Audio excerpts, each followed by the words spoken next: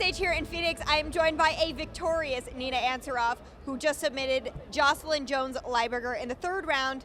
You just told me you just did it. Finally, you got your first UFC victory. How do you feel? Is there a weight off your shoulders? Man, it's a huge weight off my shoulders. You know, everyone believes in me and is behind me so much, and it aggravates me that I'm not be able to let them say I told you so. You know, it's finally great to be here, be able to talk to you, get an interview after. You know, I'm gonna keep doing it just for that. It's fun. Oh, no, that's awesome. You really showed what a well-rounded mixed martial artist you are. What in the time off allowed you to come back and show off all of those skills so brilliantly? You know, in the year, it's like it was Amanda's year. So everything was watching her, preparing her, being different opponents for her as her training partner helped me to become like, I had no choice. If I didn't, you know, she hits hard, you know? So, you know, I stayed training, I stayed keeping it together. I had a lot of stress at home and just finally felt good to let it all out and get a finish, man.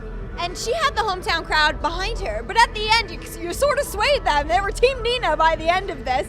You know, going into a situation where you know that she's going to be the favorite, is that almost easier? You feel like there's no pressure here for you?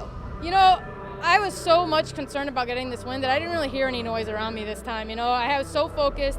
I needed this win. I knew, you know, I'm coming off of 2 very close losses. I know what 3 does to you. And I knew it was her hometown. I knew she had her family here and everything. But my family's here too. And it means the same to me as it does to her. It's just a building, you know.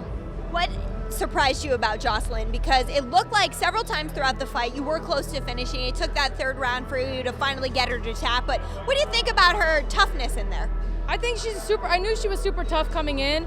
You know, I had a feeling I was going to be able to finish her, but I thought maybe, you know, late in the first, second round. You know, she surprised me. She's super tough, and I'm glad I finally got it in the third. You said 2016 was Amanda's year. What is 2017 for you? It's our year, mine and Amanda's year.